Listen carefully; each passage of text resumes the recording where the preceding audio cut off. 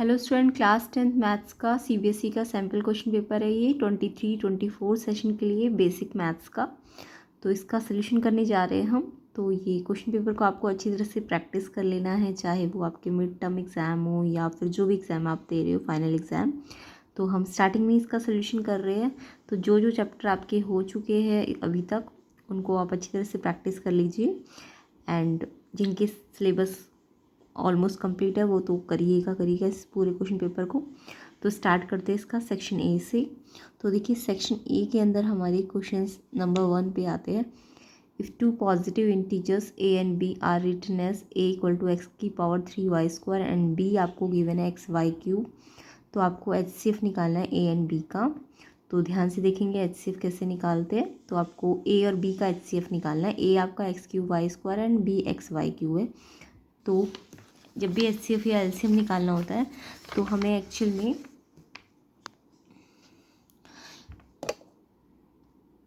ये जो इसके प्राइम फैक्टर्स होते हैं, इसके और इसके जो ये वाले नहीं, ये वाली साइड के जो प्राइम फैक्टर्स होते हैं, इनको x और y है ना, यहाँ भी और यहाँ भी, तो XY जो प्राइम फैक्टर है वो यहाँ लिख लेने हैं।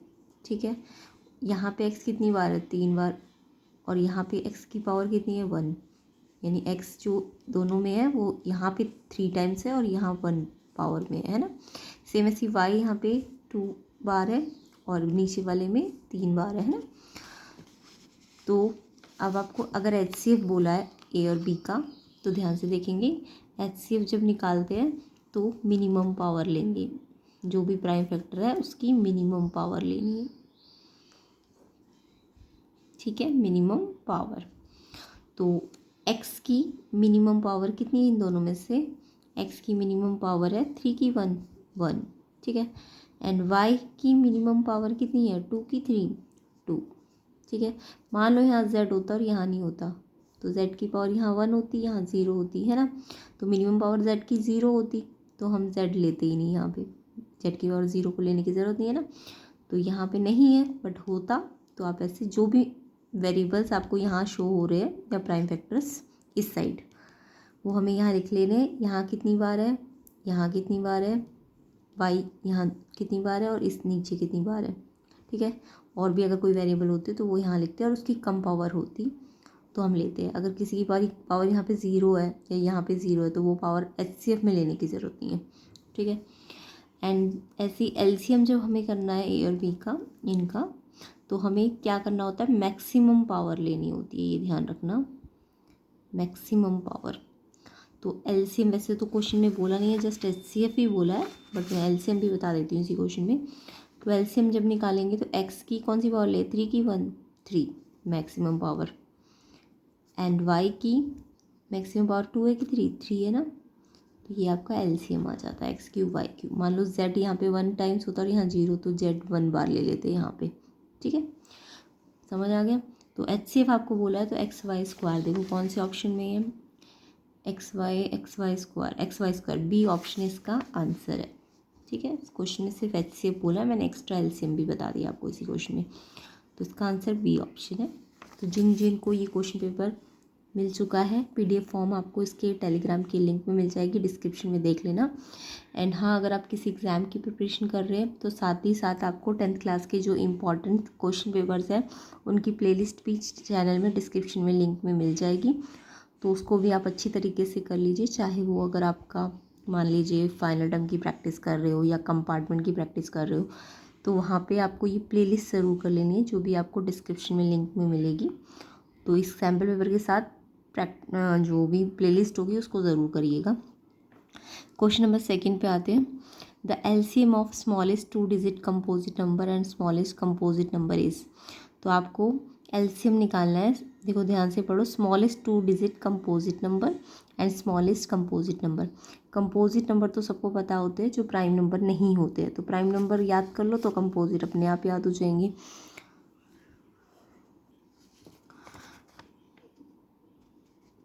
तो देखिए ये आपकी लिस्ट है प्राइम नंबर्स की। तो प्राइम नंबर तो सबको पता है, जो अपनी टेबल में आते हैं, 2, 3, 5, 7, 11, 13, ऐसे करके मैंने 1 से लेके 100 तक के प्राइम नंबर्स जो भी होंगे उनकी लिस्ट बना दी है। तो यहाँ पे आपको क्वेश्चन ना किसी भी तरीके से आ सकता है। तो एक तो आपको याद रखना है स्मॉलेस्ट प्राइम नंबर कितना है, 2 है ना। अगर स्टार्टिंग के 5 प्राइम नंबर पूछ लिए तो 2, 3, 5, 7, 11 है, तो आपको ये प्राइम नंबर कम से कम 1 से 100 तक आनी चाहिए। देन आपके जो प्राइम नंबर्स है उसमें जो नंबर नहीं आए उनको हम क्या कहेंगे, कंपोजिट। तो जैसे 2 और 3 तो प्राइम है, तो 4 नहीं आया ना, फिर 6 नहीं आया, फिर 8 नहीं आया, फिर 9 भी नहीं आया, तो ये सब क्या है, इनके यानी कि फैक्टर 1 से ज़्यादा है ना। जैसे 4 है, इसका फैक्टर 4 भी है और 2 भी है, 6 का फैक्टर 2 भी है, 3 भी और 6 भी है। तो कंपोजिट वो नंबर जिनके फैक्टर 1 से ज़्यादा होते हैं, ठीक है। अच्छा ये ध्यान रखना, वन जो है ना तो प्राइम नंबर है और ना ही कंपोजिट नंबर है। क्लियर। तो कंपोजिट नंबर भी आपको याद रखने हैं। अच्छा ज़्यादातर इवन नंबर्स जो होंगे, सारे ही इवन नंबर्स एक्सेप्ट 2 एक अकेला इवन नंबर है जो प्राइम होता है, वरना सारे इवन नंबर्स क्या होते हैं, कंपोजिट होते हैं। बट इसका मतलब ये नहीं कि कोई भी ऑड नंबर कंपोजिट नहीं है। 9 भी कंपोजिट है क्योंकि वो 1 में भी, 3 में भी आता है और 9 में भी आता है। तो ये कंपोजिट आप कम से कम 20 तक तो याद कर लीजिएगा। तो सारे इवन नंबर 2 को छोड़कर वो कंपोजिट होता है। ये कुछ ऑड नंबर्स भी होंगे लाइक 9, 15, 21 है, ये ऑड है, बट ये भी क्या होते हैं, कंपोजिट होते हैं। तो आपको क्वेश्चन में कंडीशन पढ़ लीजिए, क्या बोला है, एलसीएम निकालना है स्मॉलेस्ट 2 डिजिट कंपोजिट नंबर। पहले तो स्मॉलेस्ट 2 डिजिट कंपोजिट नंबर लेना है एंड फिर स्मॉलेस्ट कंपोजिट नंबर बोला है। तो देखो पहले तो स्मॉलेस्ट के साथ 2 डिजिट भी बोल दिया। तो कंपोजिट नंबर को अगर हम देखें तो यहाँ से वैसे तो सबसे छोटा कंपोजिट नंबर 4 है, बट अगर 2 डिजिट कंपोजिट नंबर की बात करें तो ये कितना है, सबसे छोटा 2 डिजिट नंबर कौन सा आया कंपोजिट में, ये तो सारे 1 डिजिट के हैं। तो सबसे छोटा 2 डिजिट का कंपोजिट नंबर, देखो कंडीशन ध्यान से पढ़ो, सबसे छोटा बोला तो 4 लेंगे, बट अगर सबसे छोटा 2 डिजिट बोला और साथ में कंपोजिट बोला तो 10 लेंगे ना, 2 डिजिट है क्योंकि। तो सबसे छोटा बट 2 डिजिट का कंपोजिट नंबर क्या है, 10। और उसके बाद आपको स्मॉलेस्ट कंपोजिट नंबर बोला, यानी अब की बार सबसे छोटा भी बोला है तो 4 भी लेंगे, यानी 2 डिजिट वाला तो 10 है, बट स्मॉलेस्ट कंपोजिट नंबर कितना है, 4 है। तो ये आपको लिस्ट याद रखनी है। तो यहाँ पे अगर हम देखें तो स्मॉलेस्ट 2 डिजिट कंपोजिट नंबर क्या आया, हमारे पास 10 आया है, और स्मॉलेस्ट कंपोजिट नंबर कितना आया, 4 आया है ना। तो अब आपको इनका एलसीएम निकालने को बोला है क्वेश्चन में। तो वैसे ही जैसे मैंने ये कराया है, इनके तो ऑलरेडी प्राइम फैक्टर हो रखे थे ना, एक्स की प्राइम फैक्टर हो रखे थे कि एक्स 3 बार है, वाई 2 बार है, बट यहाँ पे हमें प्राइम फैक्टर नहीं कर रहे, तो हम इसके प्राइम फैक्टर कर लेते हैं। 10 को प्राइम फैक्टर तो सबको करने आते हुए, 10 का मतलब 10 की स्टेप कैसे होगा, 2 पे 5 पे आएगा, फिर 5 1 पे आएगा ना।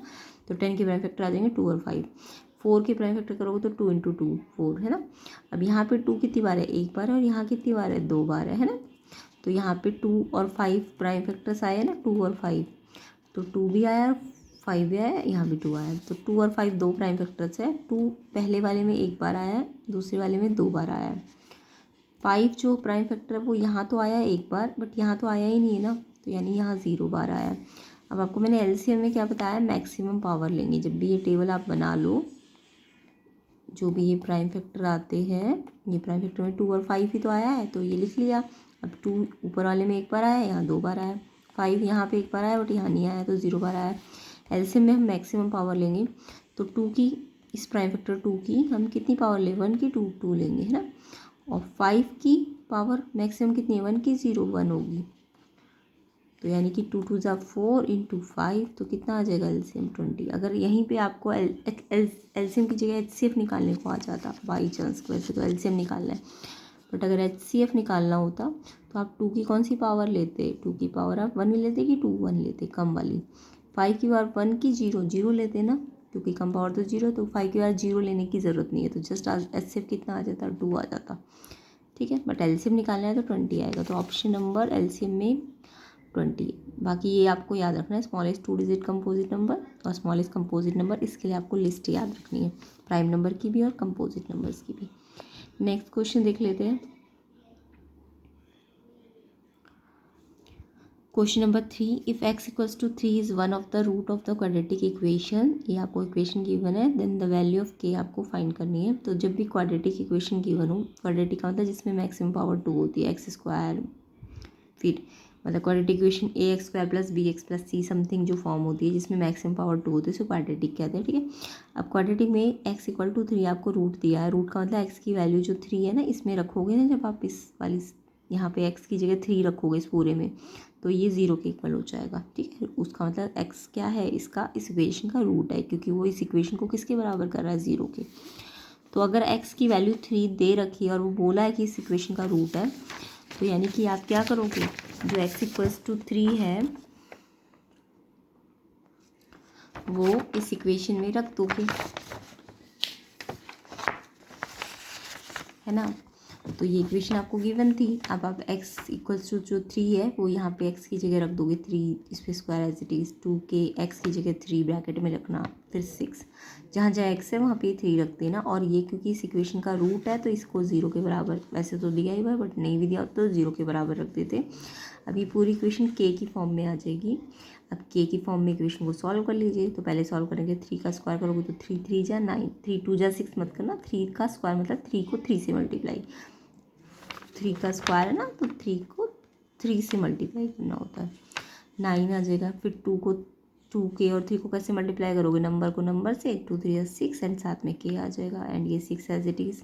अब के लिए कैसे सॉल्व करते हैं, ये के तो यहीं रहेगा माइनस का 6 के, इनके साथ थोड़ा ना प्लस माइनस होगा क्योंकि ये नंबर्स है और ये के है, तो के वाली टर्म तो अपने के से ही प्लस माइनस होती है, तो के वाला तो यही है, तो ये यहीं रहेगा। अब ये नंबर के साथ प्लस माइनस कर दो, प्लस का 9 माइनस का 6, प्लस माइनस माइनस 9 माइनस 6 3, और जो बड़ा है उसका साइन प्लस का। अब के लिए सॉल्व करना है तो इस के को तो इधर ही रहने दो, ये नंबर को उस साइड भेज दो, तो ये +3 है तो इधर -3 हो जाएगा, फिर माइनस ये माइनस कट जाएगा, तो के की वैल्यू 6 यहाँ पे मल्टीप्लाई में है ना, तो के पहले तो के निकालना था, तो पहले तो इस नंबर को प्लस से वहाँ भेजा माइनस में, फिर माइनस कट गया। अब के साथ जो यहाँ मल्टीप्लाई में 6 है वो डिवाइड में चला जाएगा एंड 3/6 को कैंसिल कर दो, 3 1 जा 3 2 जा, तो 1/2 आपका आंसर आ जाएगा, तो हाफ आएगा के।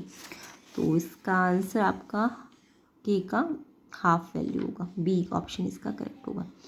नेक्स्ट क्वेश्चन आपको बोला है the pair of equations y equal to 0 and y equal to -7 का 1 सोल्यूशन है, 2 सोल्यूशन है, इन्फाइनेटली मैनी सोल्यूशन है या नो सोल्यूशन है।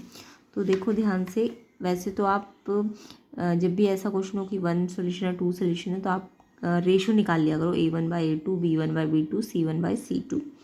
बट क्योंकि ये क्वेश्चन बहुत ही, ये जो ग्राफ है y equal to 0 y equal to -7 ये 1 वेरिएबल ग्राफ है, तो ये तो आप इजीली बना भी सकते हो ना। कैसे बनता है, देखो y इक्वल टू 0 वाला ग्राफ, ये आपने ग्राफ के लिए ये x एक्सिस बनाया और ये y एक्सिस बनाया, सॉरी ये x एक्सिस होता है और ये y एक्सिस होता है ना। तो अगर y इक्वल टू 0 का ग्राफ है तो y का 0 भी यहीं है और x का 0 भी यहीं होता है ना, ओरिजिन क्या है 0 0। तो अगर मैं y इक्वल टू 0 का ग्राफ बनाऊँ तो वो x एक्सिस को काट के जाता है, ये ध्यान रखना। y इक्वल टू 0 का ग्राफ, ये x एक्सिस था ना मेरा, तो ये x एक्सिस है, तो y इक्वल टू 0 का ग्राफ 0 से होता हुआ x एक्सिस को ऐसे x एक्सिस के पैरेलल यानी कि x एक्सिस के साथ चला जाएगा। y का 0 भी यही है ना और x का 0 भी यही है, तो y इक्वल टू 0 का ग्राफ जो है x की लाइन से होता हुआ जाता है।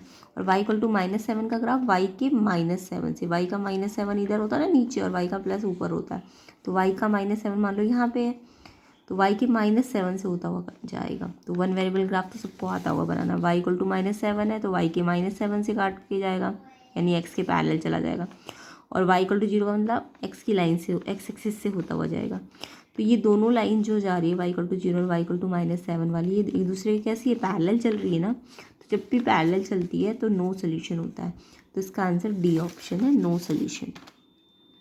डी ऑप्शन इसका करेक्ट है। डिटेल वीडियो जानने के लिए आप चैप्टर 3 हमने कर रखा है चैनल के अंदर, तो वो आप देख लेना, ठीक है। लीनियर इक्वेशन इन 2 वेरिएबल में ग्राफ कैसे बनते हैं या फिर सोल्यूशन की टाइप कैसे पता करते हैं, तो वो आप डिटेल वीडियो में जाके भी चेक कर सकते हो। नेक्स्ट क्वेश्चन देख लेते हैं, क्वेश्चन नंबर 5। वैल्यू ऑफ के निकालनी है, क्वाड्रेटिक इक्वेशन में इक्वल रूट बोला है। तो देखो क्वाड्रेटिक का मतलब तो मैंने बता दिया, मैक्सिमम पावर x की 2 होती है, तो ये क्वाड्रेटिक इक्वेशन है, पहले x2 है फिर x है फिर नंबर कांस्टेंट है। तो कोई भी क्वाड्रेटिक इक्वेशन किस फॉर्म में होती है, क्वाड्रेटिक इक्वेशन की जनरल फॉर्म होती है ax² plus bx plus c equals to 0। ये क्वाड्रेटिक इक्वेशन की जनरल फॉर्म है। तो अगर आपको ये क्वाड्रेटिक इक्वेशन गिवन है तो आप इसको इस जनरल फॉर्म से कंपेयर कर लीजिए। देखो x² के साथ है वो a होता है, तो यानी कि a कितना है 2 है ना। x के साथ जो होगा वो b होगा, तो x के साथ आपका क्या है माइनस k है ना, माइनस को इग्नोर मत करना। x के साथ क्या है माइनस का k, तो b आपका माइनस k हो जाएगा। एंड बचा हुआ c होता है, तो c क्या हो जाएगा k। तो जब भी आपको कोई क्वाड्रेटिक इक्वेशन दे तो आप उसको उसकी जनरल फॉर्म से कंपेयर कीजिए, उससे ए बी सी निकाल लीजिए। जब निकल जाए, अब आपको कंडीशन क्या दी है क्वाड्रेटिक इक्वेशन में, इक्वल रूट्स की। और जब भी इक्वल रूट हो किसी क्वाड्रेटिक इक्वेशन में तो ध्यान रखना उसका जो डिस्क्रिमिनेंट होता है डी वो 0 के बराबर होता है। ठीक है, जब भी क्वाड्रेटिक इक्वेशन में रूट्स इक्वल हो, क्वाड्रेटिक के कितने रूट्स होते हैं, मिनिमम 2 रूट्स होते हैं, ये भी याद रखना। कोई भी क्वाड्रेटिक इक्वेशन के मिनिमम कितने 0 या कितने रूट होते हैं, मिनिमम 0 रूट होते हैं और मैक्सिमम 2 रूट होते हैं। तो अगर आपको इक्वल रूट बोला है 2 रूट और दोनों इक्वल है तो डी डिस्क्रिमिनेट किसके बराबर रखना होता है, 0 के बराबर। अब डिस्क्रिमिनेट होता क्या है, तो डिस्क्रिमिनेट होता है आपका b² माइनस 4ac। डिस्क्रिमिनेट क्या होता है, b² माइनस 4ac एंड इसको आपको 0 के बराबर रखना है। अब b और a और c तो हमने कंपेयर करके निकाल लिए ना, a कितना है 2, b कितना है माइनस k, c कितना है k। तो ये जो a b c हमारे आए हैं वो हम यहाँ पे रखेंगे। b की जगह क्या रख देंगे, b की जगह आप माइनस k रख दोगे एंड b की जगह माइनस k रखोगे, इस पर स्क्वायर है, फिर माइनस का 4 है, फिर a की जगह आप क्या रखोगे, a रखोगे 2 एंड c रखोगे k। तो यहाँ पे a की जगह आप 2 और c की जगह k पुट कर दोगे। अब आप जब ऐसा कर दोगे एंड डिस्क्रिमिनेट आपको पता है इक्वल रूट्स है तो 0 के बराबर रखना होता है। तो यहाँ से k के लिए सॉल्व कर लो, k को स्क्वायर है तो k का स्क्वायर हो जाएगा एंड 2 बार माइनस, माइनस जब स्क्वायर में होता है तो प्लस हो जाता है ना, माइनस 2 बार खुलेगा तो प्लस हो जाएगा। माइनस के को जब आप माइनस के से मल्टीप्लाई करोगे, स्क्वायर है तो के से के मल्टीप्लाई होगा के की स्क्वायर, और 2 माइनस है मल्टीप्लाई में तो वो प्लस हो जाता है ना। फिर 4 2 जा 8 और के साथ में नंबर से मल्टीप्लाई और के 8 के आ जाएगा। अब ये 0 के बराबर रखना है। अब के कॉमन निकल सकता है तो के बाहर ले लो, अंदर एक के बचेगा, के स्क्वायर में से के बाहर है तो एक के बचेगा, फिर इस के में से 8 के में से भी के बाहर है तो 8 बचेगा अंदर। ठीक है, तो इसमें से पहले के बाहर ले लिया और फिर इसमें से के बचेगा और इसमें से 8 बचेगा, बराबर में कितना है 0। अब या तो ये के 0 के बराबर है या फिर ये के माइनस 8 0 के बराबर है। जब के माइनस 8 0 के बराबर है तो के की वैल्यू माइनस 8 से यहाँ जाके प्लस 8 हो जाएगी, तो के की 2 वैल्यू आएगी, एक 0 और 8, तो 0 और 8। तो ये याद रखना आप, पहले तो क्वाड्रेटिक इक्वेशन में इससे कंपेयर करो, जनरल फॉर्म से ए बी सी निकाल लो और फिर इक्वल रूट के लिए डिस्क्रिमिनेट 0 रखना होता है। डिस्क्रिमिनेट होता है b² माइनस 4ac, b की वैल्यू रख दो और k के लिए सॉल्व कर लो, तो k की 2 वैल्यू आ गई 0 और 8। तो इसका आंसर है option number D, option number D 0,8। ठीक है, तो इस क्वाड्रेटिक इक्वेशन का इक्वल रूट बोला था तो के की वैल्यूज़ बोली थी ना, वैल्यू या फिर वैल्यूज़, तो 2 वैल्यू आई आपकी 0 और 8, डी ऑप्शन इसका करेक्ट है। क्वेश्चन नंबर 6 देखेंगे, the distance of the point 35 from x axis is के यूनिट देन के इक्वल्स टू। तो आपको यहाँ पे इस पॉइंट का 35 पॉइंट का एक्स एक्सिस से डिस्टेंस बोला है के यूनिट है, आपको के निकालना है। तो यहाँ पे आपको डिस्टेंस फॉर्मूला लगाने की ज़रूरत नहीं है क्योंकि आपको सीधा बोल दिया एक्स एक्सिस से डिस्टेंस। एक तरह से ये एक्स एक्सिस से डिस्टेंस पूछ रहे हैं इस पॉइंट का, तो ऐसा क्वेश्चन तो 9th क्लास में भी आपने पढ़ा होगा। तो पहले इस पॉइंट को ना हम कार्टेशियन प्लेन पे प्लॉट कर देते हैं एंड देन इसका एक्स एक्सिस से डिस्टेंस देख लेंगे। तो वैसे तो क्वेश्चन में बता दिया एक्स एक्सिस से डिस्टेंस इसका के है, बट उस के को आपको सॉल्व करना है। तो देखिए, अगर मैं इस पॉइंट को जो कि आपको 35 गिवन है इसको प्लॉट करूँ तो ये आपको पता है ये वाई एक्सिस है, ये आपका पता है वाई एक्सिस है कार्टेशियन प्लेन में, और ये एक्स एक्सिस होता है। एक्स के यहाँ प्लस के नंबर होते हैं 1 2 3 4 एंड वाई के यहाँ प्लस के नंबर होते हैं ऊपर 1 2 3 4 5 है ना, ये सब तो आते होंगे। ये 0 ऑरिजिन होता है एंड नीचे एक्स के माइनस वाले नंबर होते हैं और यहाँ पे एक्स के नीचे यहाँ पे एक्स वाई एक्सिस के माइनस वाले नंबर होते हैं, वाई का -1 वाई का -2 एंड इधर लेफ्ट में एक्स के माइनस वाले नंबर होते हैं। एक्स के यहाँ प्लस वाले, यहाँ माइनस वाले, वाई के यहाँ प्लस वाले और वाई के यहाँ माइनस वाले। तो ये तो सबको बनाना आता होगा। अब प्लॉट क्या करना है, एक्स का 3 और वाई का 5। तो अभी मैं शॉर्ट ट्रिक भी बताऊंगी, पहले आप समझ लो इसको। तो एक्स का 3, देखो एक्स का 3 मतलब यहाँ है, तो एक्स का 3 होना चाहिए, और एक्स का 3 और वाई का क्या बोल दिया, प्लस का वाई का प्लस 5 यहाँ पे है ना। तो एक्स का 3 और वाई का 5, एक्स का 3 और वाई का 5, यानी यहाँ पे पॉइंट आ जाएगा 3 5। ये पॉइंट प्लॉट करना तो सबको आता होगा, 9th क्लास में सीख रखा है। अब आपको क्वेश्चन में क्या बोला है, इस पॉइंट का ना एक्स एक्सिस से डिस्टेंस। तो सोचो ये पॉइंट ये रहा, इसका एक्स एक्सिस से मतलब ये वाला डिस्टेंस पूछ रहे हैं, तो ये वाला डिस्टेंस एक्चुअल में किसके बराबर है, ये वाला एक्स एक्सिस का जो डिस्टेंस है ये वाई कोऑर्डिनेट के बराबर होगा ना। किसके बराबर होगा, वाई कोऑर्डिनेट के। तो जब भी किसी पॉइंट का एक्स एक्सिस से डिस्टेंस पूछेंगे तो आपको इसका वाई कोऑर्डिनेट बताना होगा, ये याद रखना। जब भी किसी पॉइंट का एक्स एक्सिस से डिस्टेंस पूछिए तो उसका वाई कोऑर्डिनेट लिख दो। तो वाई कोऑर्डिनेट कितना है इसका 5। हाँ, अगर इसी पॉइंट का वाई एक्सिस से डिस्टेंस पूछते तो वाई एक्सिस से डिस्टेंस कितना होता, जितना इसका एक्स कोऑर्डिनेट होता। तो फिर कितना होता वाई एक्सिस से डिस्टेंस 3। समझ आ गया। जैसे मान लो मैंने एक पॉइंट लिखा 6 -4, ठीक है। अब मेरे को अगर इस पॉइंट का एक्स एक्सिस से डिस्टेंस बोला तो एक्स एक्सिस से डिस्टेंस पे एक्स पॉइंट नहीं लिखना, वाई पॉइंट लिखना है। एक्स एक्सिस से डिस्टेंस पे कौन सा वाला पॉइंट लिखना होता है, वाई वाला पॉइंट तो -4 है, बट डिस्टेंस तो +4 होगा, है ना। डिस्टेंस कभी नेगेटिव नहीं होगा। तो अगर इस पॉइंट का 6 -4 का मुझे वाई एक्सिस से डिस्टेंस बोला है, सॉरी एक्स एक्सिस से डिस्टेंस बोला है, तो मैं वाई कोऑर्डिनेट लूँगी, यानी 4। और अगर इसी पॉइंट का आपको वाई एक्सिस से डिस्टेंस पूछेंगे तो आप एक्स का कोऑर्डिनेट लोगे 6। तो समझ आ गया। तो इस क्वेश्चन में आपको 3 5 दिया है पॉइंट। तो अगर आपको एक्स एक्सिस से डिस्टेंस बोला है तो आप इसका वाई वाला पॉइंट लोगे 5, ठीक है। तो आंसर क्या होगा इसका 5। ये आपको समझ आ गया होगा। जैसे एक और एग्जाम्पल ले लेते हैं। मान लो एक पॉइंट है आपके पास 7 और 3। अगर इस क्वेश्चन में आपको एक्स एक्सिस से डिस्टेंस पूछ ले तो एक्स एक्सिस से डिस्टेंस में हम कौन सा कोऑर्डिनेट लेंगे, वाई वाला 3। एंड अगर वाई एक्सिस से डिस्टेंस पूछ ले तो आप वाई वाला मत लेना, कौन सा वाला लेना, एक्स वाला 7, ठीक है। तो ये सिंपल ट्रिक है इसकी। तो यहाँ पे यानी डिस्टेंस कितना है 5, और वो डिस्टेंस के बराबर था, तो के की वैल्यू कितनी आ गई 5। तो डिस्टेंस कभी नेगेटिव नहीं आएगा, अगर कोऑर्डिनेट नेगेटिव होगा भी ना तब भी डिस्टेंस पॉजिटिव आएगा। तो 5 आएगा इसका आंसर, सी ऑप्शन करेक्ट है।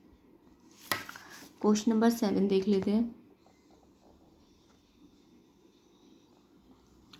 If in triangle ABC and triangle PQR, अगर आपको गिवन है AB/QR equal to BC/PR equal to CA/PQ, find करना है कि कौन सा ट्राइंगल किस ट्राइंगल के सिमिलर है। 2 ट्राइंगल है ना, तो सिमिलर प्रूव करना है।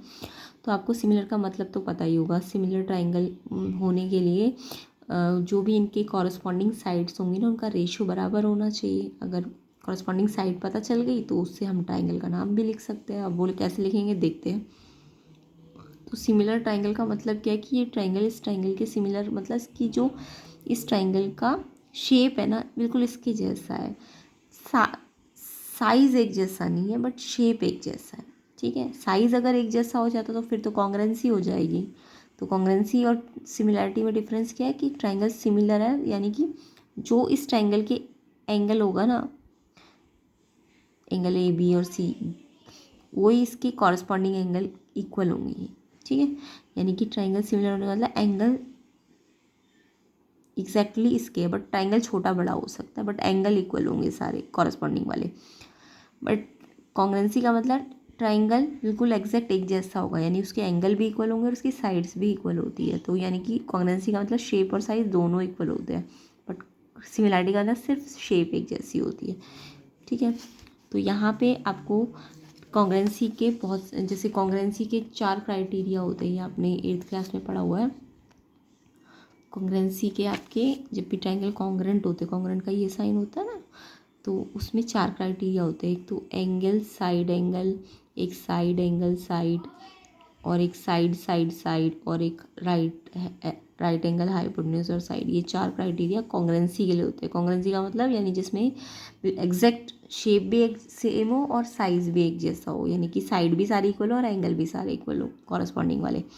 बट सिमिलैरिटी में ऐसा नहीं होता। सिमिलैरिटी का ऐसा सिंबल होता है, इसका मतलब या तो एंगल इक्वल होंगे कॉरस्पॉन्डिंग, ठीक है, इस ट्राइंगल के इस ट्राइंगल से, या इस ट्राइंगल के साइड का मतलब साइड इक्वल नहीं है, साइड के रेशियो इक्वल होते हैं, ठीक है, या दो साइड्स के रेशियो और उनके बीच का एंगल इक्वल हो, दो साइड्स के रेशियो, साइड इक्वल नहीं होती, साइड के रेशियो और उनके बीच का एंगल इक्वल हो, ठीक है, या दो एंगल भी इक्वल होंगे तो तीसरा अपने आप इक्वल हो जाता है। तो ये 4 क्राइटेरिया पे सिमिलैरिटी होती है, जबकि कॉन्ग्रुएंसी से भी ये 4 क्राइटेरिया पे होती है। यहाँ पे SSS का मतलब साइड इक्वल होती है सारी, बट यहाँ पे SSS का मतलब साइड इक्वल होने का मतलब नहीं होता, साइड्स के रेशियो इक्वल होते हैं। तो आपको यहाँ पे देखो साइड के रेशियो इक्वल दे ही रखे हैं क्वेश्चन में, है ना, कि आपको बोल दिया AB by QR equal to BC by PR equal to CA by PQ। अब आपको ना ये ट्राइंगल सिमिलर तो है, बट हमें इसका एग्जैक्ट नेम क्या होगा वो बताना है। तो ये रेशो का हम ना कैसे यूज़ करेंगे, ध्यान से देखिए। AB के साथ QR है ना, तो पहले मैं ट्राइंगल ABC बना लूँगी, ये बना लिया मैंने। अब मेरे को अगर मैंने यहाँ पे AB लिए ना, तो मेरा AB के साथ QR है ना, तो इस साइड में इसका ना QR ही लूँगी। अगर इसकी AB ली है तो इस साइड इसकी भी क्या लेनी पड़ेगी, QR। और यहाँ पे सिंगल कट है तो यहाँ भी मैं सिंगल कट लगा दूँगी, ठीक है। उसके बाद अगर मैंने इस ट्राइंगल, पहले ये ट्राइंगल बना लो आप, ABC लिख दिया आपने। अब इसकी यहाँ AB ली है तो इसकी इस वाले ट्राइंगल की यहाँ पे QR लेनी पड़ेगी, क्योंकि AB के साथ यहाँ QR है। उसके बाद अगर आपने यहाँ पे AC ली है तो इसकी AC के साथ क्या लेनी पड़ेगी, इसकी PQ, यानी कि ये PQ लेनी पड़ेगी। यानी कि यहाँ पे ध्यान रखना, अगर AB लिख चुके हो और यहाँ QR लिख चुके हो तो यहाँ पे P आएगा, है ना। अब यहाँ पे AC के साथ क्या आनी चाहिए, QP। तो यहाँ पे ऐसे BC के साथ कौन सी साइड आनी चाहिए, PR। BC इधर है, PR भी इधर ही होनी चाहिए। तो AB इधर है तो ये QR इधर होनी चाहिए, BC इधर है तो ये PR इधर होनी चाहिए, AC इधर है तो ये, क्योंकि ये रेशो का ध्यान रखना, ठीक है। अब यहाँ पे AB के साथ QR का रेशो, तो इस पर सिंगल कट लगा दिया। BC के साथ PR का रेशो है तो इस पर डबल कट लगा दिया। एंड इसके साथ इसका रेशो दिया हुआ है तो इस पर ट्रिपल कट लगा दिया, ठीक है। अब आपको नेमिंग कैसे करनी है, ध्यान से देखिए। अगर आप इसको ABC नेमिंग दे रहे हो, ABC यानी आपने सिंगल कट से डबल कट पे घुमाया ना, तो इसको भी सिंगल कट से डबल कट पे घुमाओ, QRP। इसका नाम कैसे लिखेंगे, अगर ABC यहाँ से ABC लिख रहे हो तो इसका नाम कैसे लिखोगे, इसका सिंगल से डबल कट पे घुमा रहे हो आप ABC, तो इसको भी सिंगल कट से डबल कट पे घुमाओ, QRP। अब ABC वाला तो कोई यहाँ पे ऑप्शन गिवन ही नहीं है, CAB, ABC वाला, यस ये दिया हुआ है ABC वाला ऑप्शन। ABC में QRP आया है, जबकि यहाँ पे ABC में PQR आया है। देखो यहाँ पे QRP मतलब R बीच में आ रहा है, जबकि यहाँ पे ABC के साथ Q बीच में आ रहा है, यानी कि ये ट्रायंगल ये वाला नहीं है, ये गलत। ये AB के साथ ये आना चाहिए था, जबकि ये PQR दे रहा है, ठीक है। तो ये ऑप्शन तो करेक्ट नहीं है। बाकी कहीं भी ABC इन्होंने बनाया ही नहीं है, ठीक है। बट PQR हर जगह पे सेम है, PQR PQR PQR PQR, तो हम PQR के हिसाब से बना लेते हैं। तो या तो हम ABC के हिसाब से बना रहे तो QRP आ रहा है, बट अगर मैं PQR के हिसाब से बनाऊँ, देखो PQR कैसे बनाया मैंने, PQR यानी ट्रिपल कट से, ये ट्रिपल कट है ना, PQR ट्रिपल कट से कहाँ घुमाया, सिंगल कट पे, PQR। तो इसका भी मैं ट्रिपल कट से सिंगल कट पे घुमाऊंगी, CAB। तो PQR के साथ क्या आएगा, CAB। तो PQR और CAB देखो कौन से ऑप्शन में, PQR CAB, ये फर्स्ट ऑप्शन, ए ऑप्शन आपका करेक्ट है।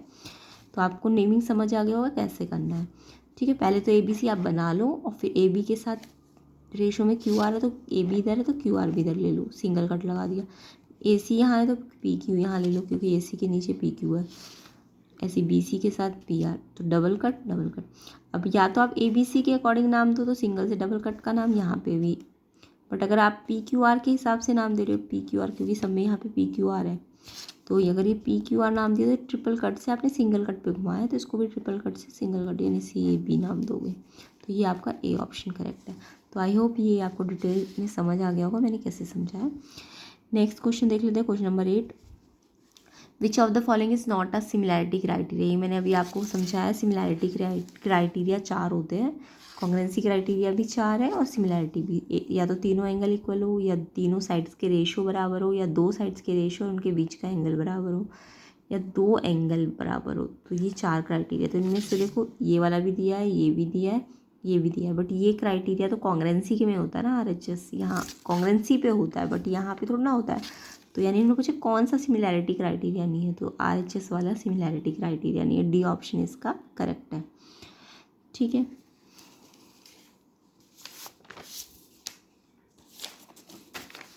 तो क्वेश्चन नंबर 8 का डी ऑप्शन करेक्ट होगा, RHS, जो कि सिमिलैरिटी क्राइटेरिया नहीं है, बाकी सारे सिमिलैरिटी क्राइटेरिया है। यहाँ पे एक सिमिलैरिटी क्राइटेरिया और SS भी हो सकता था, SSS, यानी उसका मतलब तीनों साइड्स के रेशियो बराबर। क्वेश्चन नंबर 9 देखते हैं। In figure TP and TQ are two tangent to a circle with centre O so that POQ 110 है एंड PTQ आपको फाइंड करना है। तो ध्यान से देखेंगे, TP एंड TQ ये टेंजेंट्स है। ठीक है, आपको जब भी दो टेंजेंट सेम कॉमन पॉइंट से बोली जाए ना, जैसे T से ही TP भी जा रही है और T से ही TQ भी जा रही है, तो ये ध्यान रखना TP और TQ बराबर होते हैं। ठीक है, वैसे यहाँ पे उसका यूज़ नहीं है, यूज़ किसी और चीज़ का है। तो ये पता है TP और TQ टेंजेंट है। अच्छा, टेंजेंट है, अगर ये टेंजेंट का मतलब सर्कल को टच करके जा रही है, तो टेंजेंट हमेशा सर्कल को एक ही पॉइंट पे टच करती है। तो देखो TP की पॉइंट किस पॉइंट पे टच कर रही है, P पे, तो TQ किस पॉइंट पे टच करके जा रही है, Q पॉइंट पे। अब अगर आपने एक थ्योरम पढ़ी हो या पढ़ोगे आगे जाके, तो जो ये P होता है ये पॉइंट ऑफ कांटेक्ट होता है। टेंजेंट जिस पॉइंट पे टच करती है उसको पॉइंट ऑफ कांटेक्ट कहते हैं। P और Q क्या है, पॉइंट ऑफ कांटेक्ट है। P पे जो सेंटर से रेडियस पड़ेगी, पॉइंट ऑफ कांटेक्ट पे सेंटर से जो रेडियस पड़ेगी वो याद रखना हमेशा परपेंडिकुलर होगी। ये वाली रेडियस इस पे परपेंडिकुलर होगी, ऐसी OQ रेडियस Q पॉइंट पे परपेंडिकुलर होगी। तो यहाँ पे हमें ध्यान रखना है, ये जो रेडियस है ये इस TP टेंजेंट के पॉइंट ऑफ कांटेक्ट पे क्या होती है, परपेंडिकुलर होती है, यानी ये 90 बनाएगी। जैसे ये भी क्या बनाएगी, 90 का एंगल, यानी ये 1 और 2 एंगल जो है 90 के हो जाएंगे। तो ये जो OP रेडियस है, सेंटर से OP है ना, रेडियस है ये, तो ये TP पे परपेंडिकुलर होगी, TP टेंजेंट पे, एंड OQ भी QT टेंजेंट पे परपेंडिकुलर होगी, यानी एंगल 1 और 2 90 होंगे। अच्छा, अगर ये दोनों एंगल 90 है तो देखो ये क्या बना है, क्वाड्रिलेटरल बना है ना। तो क्वाड्रिलेटरल में अगर ये दोनों एंगल 90 90 180 है, तो इन दोनों का सम भी तो 180 बचेगा, क्योंकि टोटल सम 360 होता है। तो अगर ये दोनों मिला के 180 बना रहा है, 90 90, तो 180 हो गया, तो यानी इन दोनों का सम भी तो 180 बचेगा, तभी तो 360 होगा। तो आप ये याद कर लेना, जब भी आपका टेंजेंट से ये क्वाड्रिलेटरल बनता है, तो अगर ये 90 ये 90, तो इन दोनों का सम भी कितना आता है, 180 आता है। तो एंगल POQ और POQ और PTQ का सम कितना आएगा, 180 आएगा। अब आपको ये तो 110 पता है, तो PTQ निकाल लो, 180 में से 110 को वहाँ ले जाके माइनस कर देना, तो ये 70 आ जाएगा। तो इसका आंसर ऑप्शन नंबर B है, 70। नेक्स्ट क्वेश्चन ट्रिग्नोमेट्री में से है। If cos A equals to 4/5, आपको tan A की वैल्यू निकालनी है। तो ट्रिग्नोमेट्री जिनको नहीं आती है वो मेरी ट्रिग्नोमेट्री की डिटेल वीडियो देख लेना, तो उनको आसानी से समझ भी आ जाएगी। तो लिंक मैं डिस्क्रिप्शन में डाल दूँगी। ठीक है, तो प्लेलिस्ट की वीडियोस भी देख लेना, ट्रिग्नोमेट्री की वीडियोस भी देख लेना। ठीक है, प्लेलिस्ट जो भी डिस्क्रिप्शन में दी जाएगी उसको ज़रूर कर लेना अगर आप किसी एग्ज़ाम की प्रिपरेशन कर रहे हो। ठीक है, तो उसमें वो बहुत यूज़फुल रहेगी, तो लिंक आपको डिस्क्रिप्शन में मिल जाएगा। cos A 4/5 आपको tan A फाइंड करना है। तो देखो cos A क्या होता है, एक ट्रिग्नोमेट्रिक रेशो होता है, 6 ट्रिग्नोमेट्रिक रेशो होते हैं, sign cos tan sec cos sec tan cot। तो cos जो ट्रिग्नोमेट्रिक रेशो होता है वो होता है आपका बेस बाय हाइपोटेन्यूज। बेस और हाइपोटेन्यूज का जो रेशो होता है उसको cos थीटा कहते हैं। ठीक है, अब cos A बोला है तो ध्यान से देखो, cos A, तो मैं A को यहाँ ले लेती हूँ, यहाँ A एंगल है ना, तो A को मैं यहाँ ले लूँगी, और किसी एंगल पे राइट एंगल बताया नहीं है तो आप BC कहीं भी लिख सकते हो। ठीक है, तो A को आप 90 पे मत रखना, क्योंकि A एंगल आपको इसके साथ दिया है ना, तो A को आपको साइड में रखना है, एंड B और C को आप कहीं भी लिख सकते हो, क्योंकि आपको स्पेशली बोला नहीं गया है कि कौन सा राइट एंगल है, तो आप B और C में से किसी को भी राइट एंगल बना सकते हो। ठीक है, अब आपको देखो कॉस का याद करने का तरीका क्या है, कॉस का किस साइड्स का रेशियो आएगा। वैसे तो मैंने बता दिया बेस अपॉन हाइपोटेन्यूज, तो जहाँ एंगल होता है ना वहाँ पे बेस होता है। ए एंगल यहाँ है ना, इसका जो ए एंगल है वो यहाँ है, तो ये बेस होगा, और ये परपेंडिकुलर होगा। ये राइट एंगल है अगर, तो ये बेस होगा, क्योंकि एंगल जो यहाँ पे है वो यहाँ पे डाल दिया, तो जहाँ पे एंगल होता है ये वाला वहाँ बेस बन जाता है, तो ये बेस है, तो ये परपेंडिकुलर होगा, और ये हाइपोटेन्यूज होगा। 90 के अपोजिट हमेशा हाइपोटेन्यूज होता है, तो ये हाइपोटेन्यूज है, ये बेस है, और ये परपेंडिकुलर है। तो कॉस क्या होता है, बेस अपॉन हाइपोटेन्यूज। तो बेस क्या है आपके पास ए बी और हाइपोटेन्यूज क्या है ए सी, है ना। या फिर आप एक ट्रिक होती है याद करने की, ए एंगल है ना कॉस में, अगर ए कॉस में जो भी एंगल होता है उस एंगल की एडजेसेंट साइड, कॉस ए है ना तो ए के एडजेसेंट कौन सी साइड जा रही है, वैसे तो ए से ए बी भी जा रही है और ए सी भी जा रही है, बट हाइपोटेन्यूज वाली मत लेना, ए के एडजेसेंट बिना हाइपोटेन्यूज को छोड़ के, ये वाली ए के एडजेसेंट। कॉस जब भी होगा ना तो जो भी एंगल यहाँ होता है उसके साथ जो एडजेसेंट साइड जाती है, यानी ए बी, ए से होते हुए कौन सी लाइन जा रही है, ए बी। हाइपोटेन्यूज वाली लाइन मत लेना, ए से कौन सी लाइन जा रही है, ए बी। तो ए के एडजेसेंट वाली लाइन लेते हैं ऊपर ए बी, और नीचे तो हाइपोटेन्यूज लेते हैं ए सी, ठीक है। तो कॉस में ऊपर कौन सी साइड लेते हैं, जो भी यहाँ एंगल होगा उसके एडजेसेंट साइड, उसके साथ जो लाइन जा रही होगी। और अगर यहाँ साइन होता ना तो ए के ना एडजेसेंट वाली ना लेके उसके अपोजिट यानी बी सी लेते ऊपर। अगर यहाँ ए है तो ए के साथ एडजेसेंट वाली नहीं लेनी, साइन के साथ हम बी सी लोगे, तो बी सी अपॉन ए सी साइन हो जाएगा, ठीक है। बट अभी कॉस है तो ए यहाँ है तो ए के साथ जो साइड जा रही है एडजेसेंट होते हुए ए बी, वो आपको ऊपर लेनी है। मान लो यहाँ सी होता कॉस सी, तो सी के एडजेसेंट कौन सी जा रही है, बी सी बी, तो सी बी ऊपर लेते और ए सी नीचे लेते। हाइपोटेन्यूज तो नीचे ही आएगा कॉस में ना, तो हाइपोटेन्यूज तो एक ही होता है, फिक्स होता है वो। तो ए है तो ए बी ऊपर, सी होता है यहाँ पे तो एडजेसेंट सी के कौन सी होती, सी बी, तो ध्यान रखना। अब यहाँ ए है तो ए के एडजेसेंट ए बी, तो कॉस के साथ एडजेसेंट साइड लेनी होती है और नीचे हाइपोटेन्यूज। तो ए बी बाई ए सी आपको गिवन है 4/5।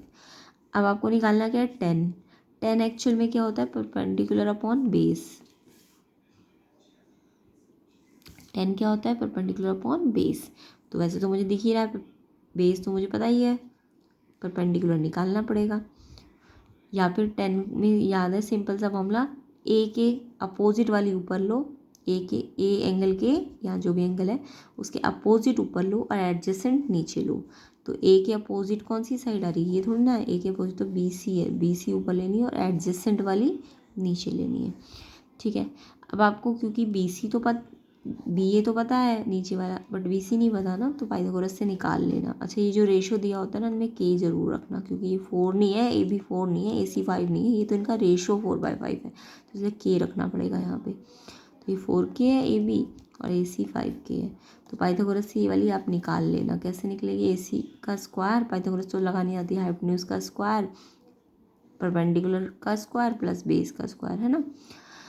तो ये ए बी 4 का square plus B C square तो आपको निकालना है, अभी बाद में निकलेगा ये 3K, ये निकालना है। एंड ये ए सी कितना है 5K, उस पर स्क्वायर, ये दोनों पता है हाँ क्वेश्चन में। अब ये 5 या 25 और के इस पर बी स्क्वायर है और इस पर बी स्क्वायर है, 25K स्क्वायर, 4 16 के स्क्वायर, ये प्लस हो रहा है यहाँ के माइनस हो जाएगा, तो ये निकल जाएगा। 25 - 16 9 और के स्क्वायर एज इट इज़ है, लाइक टर्म से माइनस हो जाएगी, 25 - 16 9 और जो पीछे है के स्क्वायर वो एज इट इज़, तो 9K square B C square. आपको बी सी निकालना है तो इसका स्क्वायर हटाओ तो इस पर रूट लग जाएगा, जब यहाँ से स्क्वायर हटेगा तो रूट लगेगा।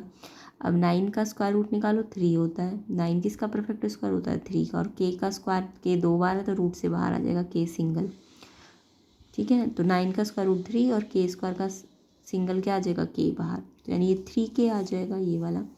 अब आपको क्या निकालना है 10A, तो मैंने बता ही दिया B C by B C कितना आ गया 3K और ये कितना आ गया 4K, के से के कट गया तो 3/4 इसका आंसर होगा 10A का। तो इसका आंसर आपको ऑप्शन नंबर बी में दिया है 3/4। नेक्स्ट क्वेश्चन देख लेते हैं, question number 11। If the height of the tower is equal to the length of its shadow then the angle of elevation of the sun is. एक tower की height उसकी shadow के इक्वल है तो उसका एंगल ऑफ एलिवेशन निकालना है, यानी थीटा निकालना है। तो ऐसा क्वेश्चन जब भी आए ना कि जो हाइट है वो शेडो के इक्वल है, यानी परपेंडिकुलर जो है वो बेस के इक्वल है, तो जो 10 थीटा होता है ना वो 1 होता है, ये याद रखना आप, ठीक है। तो यहाँ पे अगर हम एक टावर बनाए ए बी और ये उसकी शेडो होगी, है ना, टावर अगर ऐसे है ए बी तो उसकी शेडो यहाँ पे आएगी। तो अब वो टावर के ऊपर कहीं सन है तो ये सन का एंगल ऑफ एलिवेशन ये बनेगा थीटा, ठीक है, ट्रिग्नोमेट्री। तो ये थीटा एंगल बनेगा। थीटा एंगल आपको निकालना है और आपको क्वेश्चन में कंडीशन क्या दी है, हाइट जो है शेडो की इक्वल है। ये जो हाइट ऑफ टावर है वो इसकी शेडो को एल मान लो, इसके बराबर है। तो आप ये दो रेशो ले लो, एक तो ए बी और एक बी सी। देखो यहाँ एंगल थीटा यहाँ पे बनाया ना, तो ये तो बेस होगा, ये क्या होगा बेस होगा, और ये क्या होगा परपेंडिकुलर। तो हमने क्या लिया है, परपेंडिकुलर अपॉन बेस। तो A B upon B C, ये परपेंडिकुलर और ये बेस है। तो perpendicular upon base tan theta होता है ना। तो टेन थीटा तो हमें निकालना है। ए बी क्या है, एच हाइट ऑफ टावर, और एल क्या है उसकी शेडो की लेंथ। और एच और एल आपस में बराबर है, तो इस एल को भी एच कर दिया, तो एच से एच कट के 1 आ गया। तो टेन थीटा 1 हो जाता है जब भी हाइट और शेडो बराबर हो। तो टेन थीटा अगर 1 है तो टेन थीटा कब 1 होता है, टेन की कौन सी वैल्यू पे 1 होता है, तो ये टेबल याद करना ट्रिग्नोमेट्री का। टेन थीटा 1 कब होता है, 1045 पे। तो यहाँ टेन थीटा है ना, तो इस 1 को भी 10 वाले एंगल में चेंज करो, 1045। 1 कब होता है, जब 1045 होता है।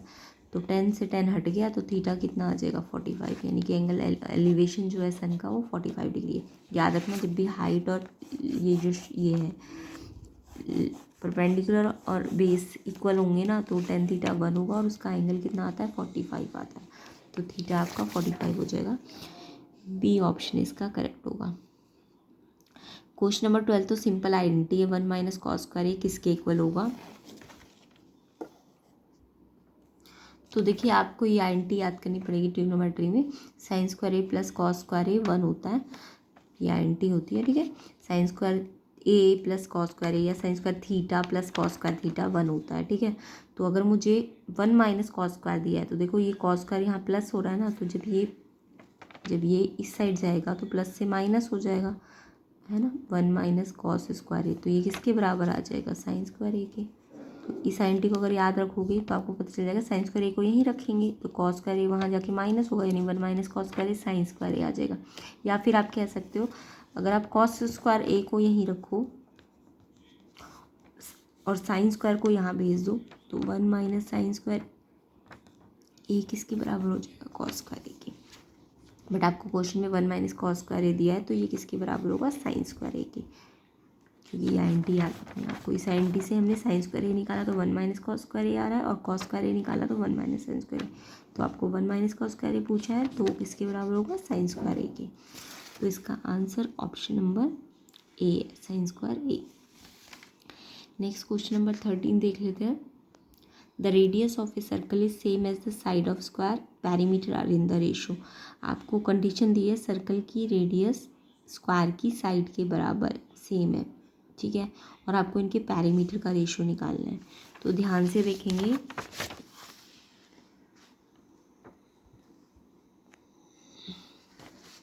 क्वेश्चन नंबर 13 में आपको पैरीमीटर ऑफ सर्कल और पैरीमीटर ऑफ स्क्वायर का क्या निकालना है, रेशो निकालना है। और आपको इसको बोला है रेडियस जो है वो साइड के बराबर है, रेडियस स्क्वायर की साइड के बराबर, ये कंडीशन दी हुई है।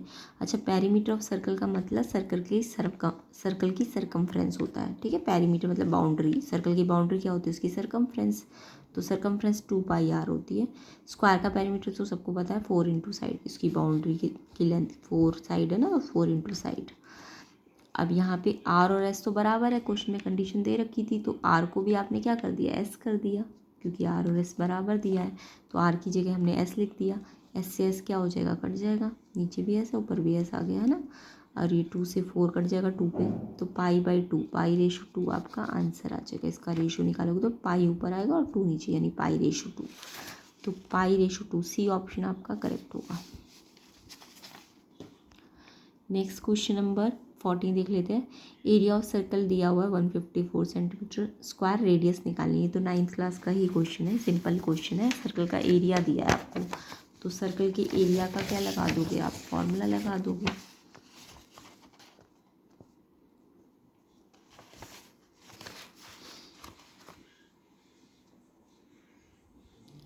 तो देखिए एरिया ऑफ सर्कल कितना दिया है 154, सर्कल का एरिया क्या होता है πr स्क्वायर, ठीक है।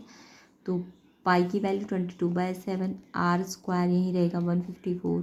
फिर आर निकालना है, तो आर स्क्वायर को यहीं रखो, ये 22/7 को इधर भेजो, तो इधर भेजोगे तो ये 7 ऊपर चला जाएगा और 22 नीचे चला जाएगा, क्योंकि इंटू में है। तो वहाँ उल्टा हो जाता है ना, जब यहाँ इंटू में होगा तो 7 ऊपर आएगा और 22 नीचे आएगा। अब आपको यहाँ सॉल्व कर लेना, पहले 11 से कट गया, 11 2 जा और 11 में ये कब आएगा, 11 1 जा और 4 बचा, 11 4 जा, फिर 2 पे कटेगा 2 7 जा। अब 7 कितनी बार आया, 2 बार, तो 7 का स्क्वायर है ना, 7 इंटू 7 यानी 7 का स्क्वायर। अब यहाँ भी आर स्क्वायर है तो स्क्वायर से स्क्वायर हट जाएगा, तो रेडियस कितनी आ जाएगी 7। तो जब भी एरिया दिया हो तो आपको आर निकालने के लिए स्टेप्स करने पड़ेंगे, तो रेडियस कितनी आ गई 7। तो इसका आंसर आपका रेडियस पूछी थी तो 7 सेंटीमीटर, ए ऑप्शन इसका करेक्ट है क्वेश्चन नंबर 14 का।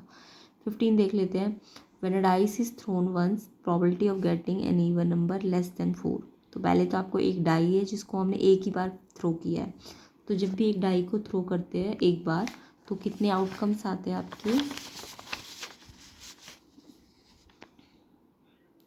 अगर एक डाई को थ्रो किया एक ही बार तो आउटकम क्या आएंगे 1 2 3 4 5 6, क्योंकि उसके अंदर 6 आउटकम्स होते हैं ना, 1 2 3 4 5 6।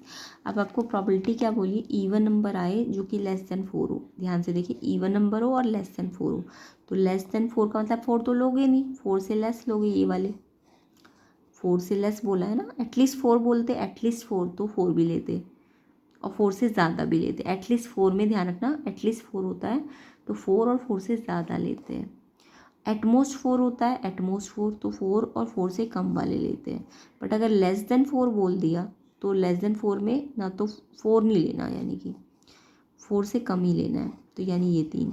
अब इन 3 में देखो इवन नंबर लेना है, पहले तो लेस देन 4 देखा तो ये 3, और उनमें भी इवन नंबर बोला है तो 1 2 3 में इवन नंबर तो सिर्फ 2 ही आएगा, 1 और 3 तो ऑड नंबर है, तो यानी एक ही नंबर आएगा ऐसा। तो एक नंबर इवन नंबर जो कि 4 से लेस होता है वो तो 2 ही है, यानी एक नंबर आया। 2 तो आउटकम है ना, उसके वो आया कितनी बार है, वो तो एक ही बार आया है, तो एक ऊपर, और टोटल आउटकम्स कितने हैं 6, टोटल आउटकम्स कितने हैं 6।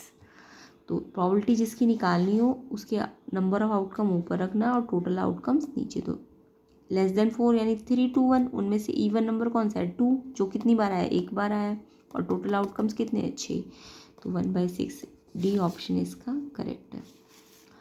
क्वेश्चन नंबर 16 देख लेते हैं। For the following distribution, class interval given है आपको और फ्रीक्वेंसीज गिवन है, और आपको बोला है लोअर लिमिट निकालो मॉडल क्लास की। ध्यान से देखिए, लोअर लिमिट मॉडल क्लास की। अब देखो मॉडल क्लास क्या होता है, देखो मॉड तो आपने पढ़ा होगा, जो हाईएस्ट फ्रीक्वेंसी वाला एक्स होता है या आउटकम होता है जिसमें जिसकी फ्रीक्वेंसी सबसे ज़्यादा होती है उसको मॉड कहते हैं। बट यहाँ पे फ्रीक्वेंसी तो दी है बट एक्स नहीं दिया, एक्स की जगह क्लास इंटरवल्स गिवन है। तो जिस क्लास इंटरवल की फ्रीक्वेंसी सबसे ज़्यादा होती है, जिस क्लास इंटरवल की फ्रीक्वेंसी सबसे ज़्यादा होती है उसी को हम मॉडल क्लास कहते हैं। ठीक है, तो मॉडल क्लास निकालने के लिए ध्यान से देखिए क्या करना है। सबसे पहले मैक्सिमम फ्रीक्वेंसी पे जाना है। मैक्सिमम फ्रीक्वेंसी जब आपको मिल जाए उसके सामने वाली क्लास इंटरवल पे पहुंच जाना है। पहले मैक्सिमम फ्रीक्वेंसी ढूंढो, उसके सामने क्लास इंटरवल पे चले जाओ, उस क्लास इंटरवल को ही हम क्या कहते हैं, मॉडल क्लास। तो देखो मैक्सिमम फ्रीक्वेंसी है ना, नंबर को फ्रीक्वेंसी कहते हैं, ये फ्रीक्वेंसी है, इसमें सबसे मैक्सिमम फ्रीक्वेंसी कौन सी है 20 के सामने कौन सी क्लास इंटरवल है, ये वाली है ना। मैंने क्या बोला, सबसे पहले मैक्सिमम फ्रीक्वेंसी पे जाओ, मैक्सिमम फ्रीक्वेंसी इनमें से कौन सी है ये। अब ये 20 के आगे जो क्लास इंटरवल आ रही है ना, ये 20 के सामने जो क्लास इंटरवल है ये वाली, यही हमारी क्या होगी, मॉडल क्लास। तो मैक्सिमम फ्रीक्वेंसी के सामने जो क्लास इंटरवल होती है उसी को मॉडल क्लास बोलते हैं। तो मॉडल क्लास आ गई 15 20, बट आपको मॉडल क्लास नहीं बोली, आपको बोला मॉडल क्लास की लोअर लिमिट। तो मॉडल क्लास तो मिल गई 15 से 20, अब इसकी लोअर लिमिट मतलब लोअर लिमिट पहले होती है और अपर लिमिट बाद में होती है। तो लोअर लिमिट कितनी आई है इसकी 15। तो पहले मॉडल क्लास निकालनी है, ये आपको स्टेप पता चल गए। ये मॉडल क्लास मिल जाए तो इसकी लोअर लिमिट पूछी है, तो 15 आंसर है ये option. Next question number 17। A rectangular sheet है पेपर जिसकी डायमेंशन गिवन है, लेंथ दी है 40 और ब्रेथ दी है 22। जब भी ऐसे इनटू में दिया हो ना तो ये लेंथ होती है और ये ब्रेथ होती है। इसको हमने रोल्ड किया और एक हॉलो सिलेंडर बनाया। जैसे कि मान लो ये मेरे पास पेज है, ठीक है, ये पूरा एक पेज है ना। अब इस पेज को अगर मैं ऐसे करके रोल कर दूँ, इस पेज को ऐसे करके अगर मैं रोल कर देती हूँ यूँ करके,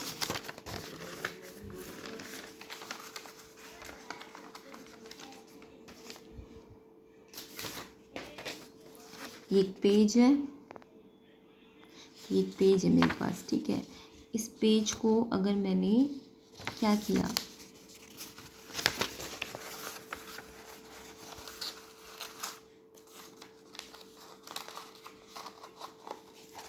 पेज को देखिए मैंने क्या कर दिया, रोल कर दिया ऐसे करके, इस पेज को रोल कर दिया,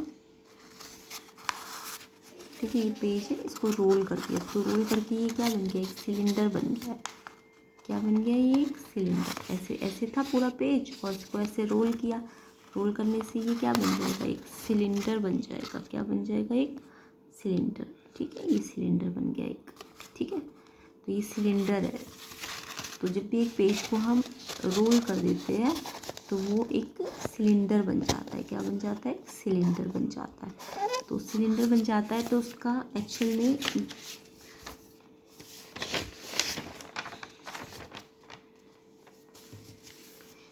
में जिस शीट से, जिस रेक्टेंगुलर शीट से हमने बनाया उसका जो एरिया है ना, एक्चुअल में वो सिलेंडर बन गया है ना। जो रेक्टेंगुलर शीट है उस शीट का तो एक एरिया था, उस शीट का क्या था, एक एरिया था। अब उसी शीट के एरिया से मैंने क्या बनाई, एक सिलेंडर। तो उस सिलेंडर का तो जो टॉप है वो क्लोज थोड़ी ना हुआ, वो तो खुला ही है, यानी वो ओपन सिलेंडर बना है ना। तो यानी कि जो रेक्टेंगुलर शीट से हमने सिलेंडर बनाया, तो रेक्टेंगुलर शीट का एरिया सिलेंडर के किसके बराबर हो जाएगा, कर्व्ड सरफेस के। याद रखना, जो भी शीट, जिस शीट से सिलेंडर बनता है उस शीट का एरिया सिलेंडर के कर्व्ड सरफेस के बराबर हो जाता है। टोटल सरफेस के नहीं, क्योंकि वो ओपन रहता है ना, ऊपर से भी नीचे से भी, तो कर्व्ड सरफेस एरिया के बराबर हो जाता है। कर्व्ड सरफेस एरिया सिलेंडर का होता है 2πr/h, ये याद करना फॉर्मूला। और एरिया ऑफ शीट तो आपको गिवन ही था, लेंथ इंटू ब्रेथ, ये आपको गिवन है 40 × 22। 2π की वैल्यू सबको पता है 22/7। रेडियस हमें नहीं पता, और इन्होंने इस बोला एक हॉलो सिलेंडर बनाया, उसकी हाइट गिवन है सिलेंडर की 40, तो इसकी हाइट कितनी है, 40। रेडियस निकालनी है आपको, तो पहले तो देखो रेडियस निकालनी है, तो ये रेडियस तो यहीं रहेगी, कुछ कर सकते तो काट दो। 40 यहाँ भी है, इंटू में है तो इंटू में यहाँ भी है, तो जब दोनों साइड इंटू में तो काट दो। ये 22 भी यहाँ इंटू में, यहाँ भी इंटू में, तो काट दो। अब ये रेडियस निकालनी, तो ये 2/7, रेडियस तो यहीं रहेगी अपनी जगह पे, ये 2/7 उधर चला जाएगा। अच्छा, जब ये दोनों कट गए तो ये 1 बचेगा ना यहाँ पे।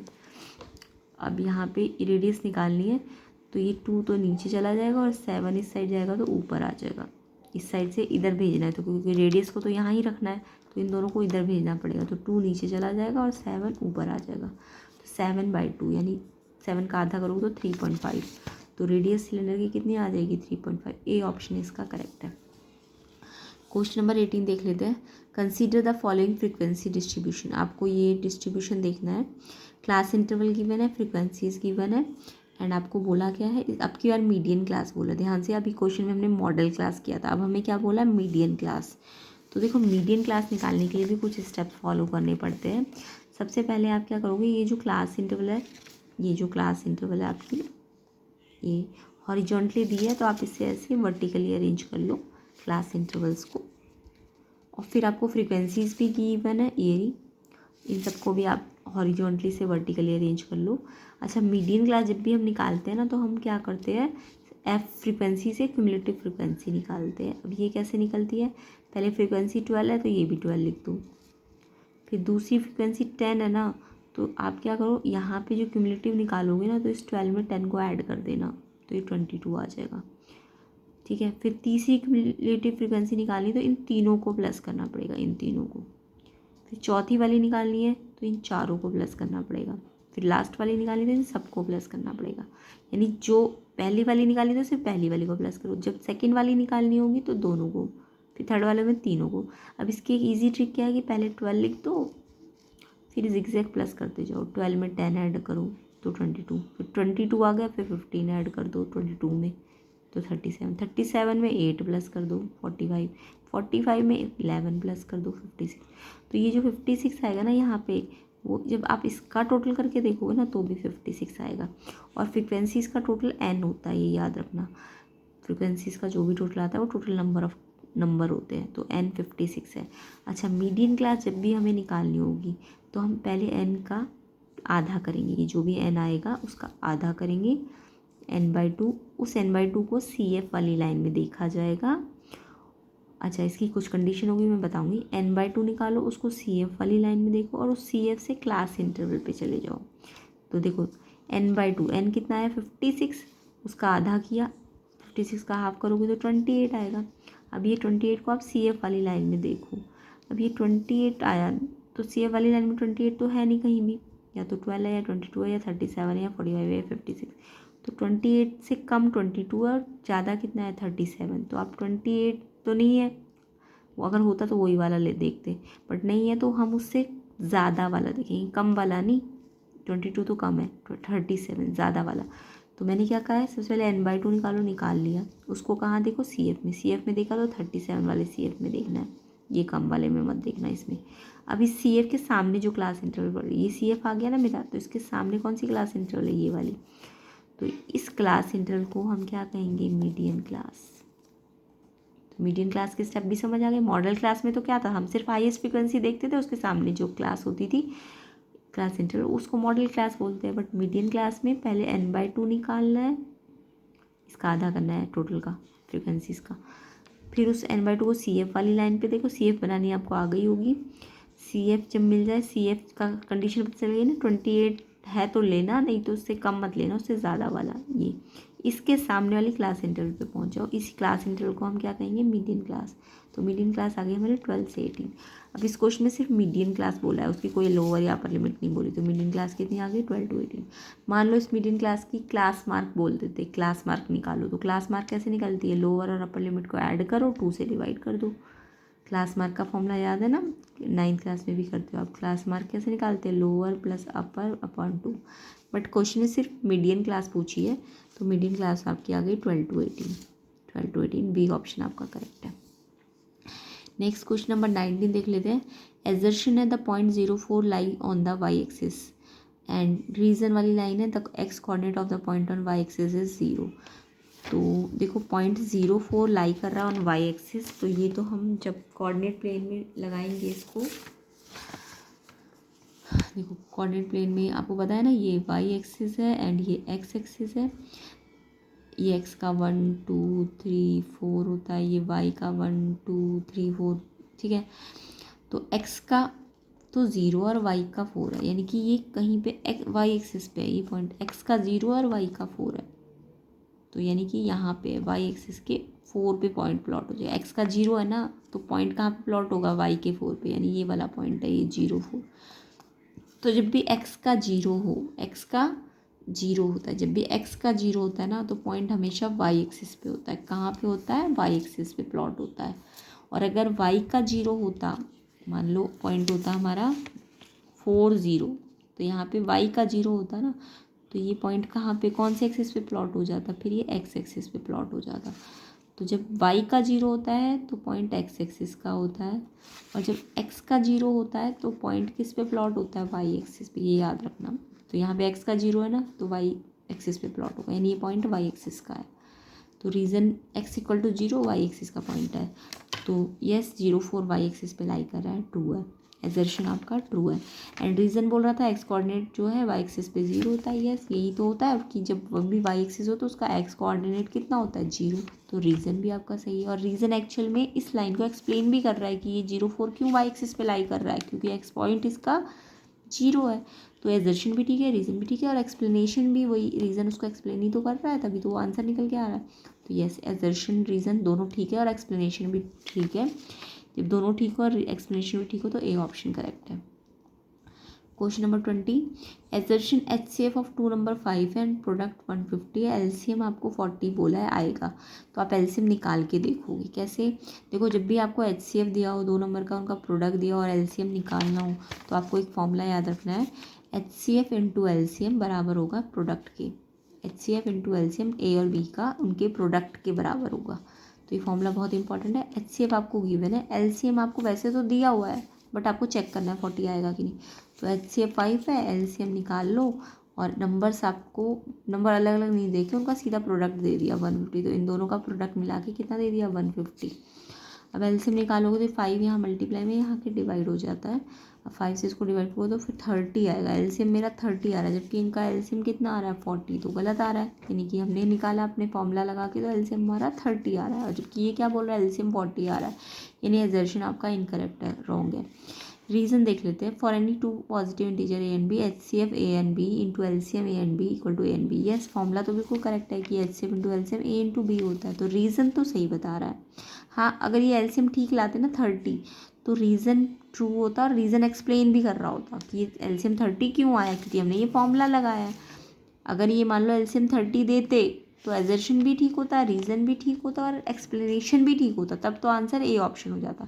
बट क्योंकि एजर्शन ही गलत आ रहा है हमारा, ये एलसीएम 40 बोल रहा है और हमारा एलसीएम 30 आ रहा है, तो यानी एजर्शन तो बिल्कुल गलत है। रीज़न लेकिन करेक्ट है, बल्कि एक्सप्लेनेशन भी करेक्ट दे रहा है रीज़न, अगर ये आंसर सही देते तो। यानी कि रीज़न ठीक है बट एजर्शन गलत है। तो जब एजर्शन गलत हो और रीज़न ठीक हो तो ये आपका आंसर कौन से ऑप्शन में होता है, assertion false reason true, D option. तो इसका आंसर आपका डी ऑप्शन होगा। तो आई होप आपको ये सारे क्वेश्चन समझ आ गए। टाइमिंग थोड़ा ज़्यादा हो गया है, तो सेक्शन बी आपको नेक्स्ट पार्ट में मिल जाएगा।